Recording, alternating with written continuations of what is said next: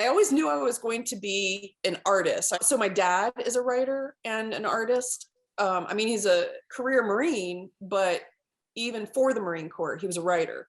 And on his own time, he was a science fiction writer. And mom was always very artsy as well, So, I mean, I come from lots of creative people. So it was just a natural fit to always be doing something, creative. So I always wanted to be an artist, and I knew I was going to make that happen.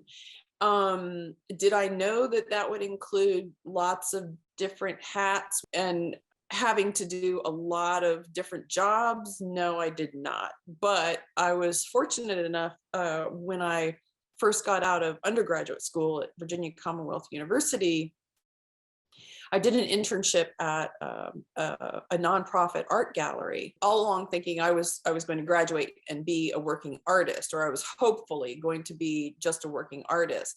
But having that internship under my belt, I was able to learn, the administrative end of it. And so that gave me those tools. And lo and behold, they hired me directly out of college. So I basically became an assistant director to a nonprofit, 1708 Gallery, and did that for 6 years, and then became the director of the gallery on the 7th year. But by that time, I was ready to see what it was like to just be an artist. So I stopped working the nonprofit area, and then just started making art. And I did, fairly well, but what it taught me was that, if you're just going to be an artist and you're just selling your work, then you also have to be a marketer. You have to, you have to be a salesperson. You have to be a writer. You have to do all of these other things. I was represented by galleries, but you still have to do that stuff for yourself. You still have to be able to give the galleries, that information. And so, along the way, you just you either develop these things like writing or, speaking about your work, or you just don't, and perhaps, don't get, exactly where you want to be. And I like creating in one way or another, and I like managing projects. And it all kind of snowballed. You start on one thing and you realize what that one thing needs, and then that leads to something else. And I think when I was younger, I thought that it wasn't interconnected, and I thought, what am I doing? I'm bouncing all over the place.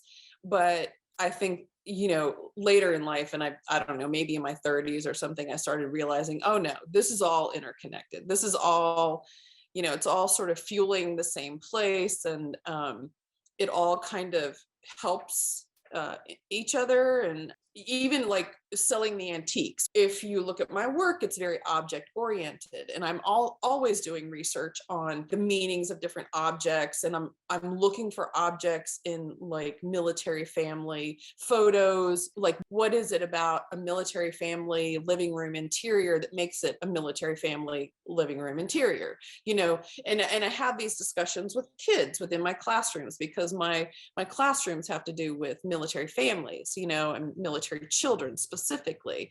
So I'm always like really diving into those details. And so, along the way with all that research, you write about it. And, with the series that I'm doing now, I consider myself an autoethnographic artist, which means the imagery is story oriented, and it's coming from my stories, but I'm also being influenced by this entire movement of military brats, and it is a movement. And so, I spend actually a lot of time online, listening and talking to and reading other military brats discussing things. And because the study of military brats is considered still in its infancy, that I'm interested in those voices and ideas. So that's always, in the pieces that I do now, I'm heavily influenced by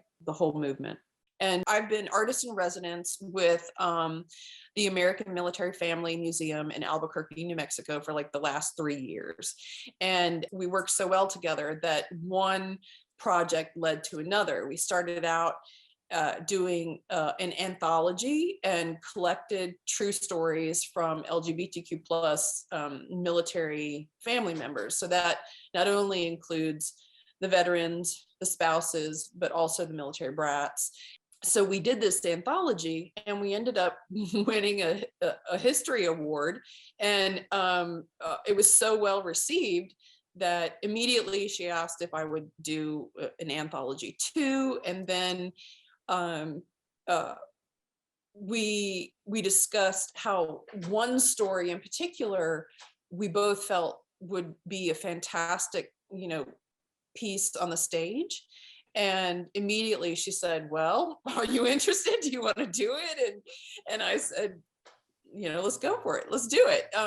So I'm always interested in pushing the boundaries of what I've done in the past and just trying new things. And sometimes I think that's a little naive, and sometimes it's I think it's gutsy, and maybe it's a little bit of both. I don't really know. I have looked back on a couple of projects and thought, wow, I don't know if I would have done that if I actually knew what it entailed, but this project, she said, okay, you take it, you manage it. And I said, great. So I found the script writer here in Richmond, Virginia, which is where I live. And I found a theater company that would work with me and the script writer. And then I got a team of people that are experts in the field, because it's a very factual play. So I had to make sure that I had all of the military history correct. I had to make sure I had all of the LGBTQ history correct.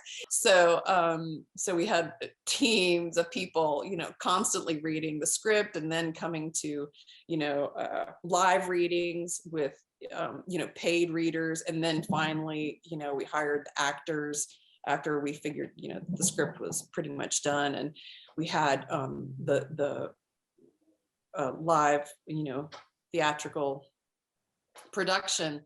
And it was wonderful. Needless to say, I like to keep busy.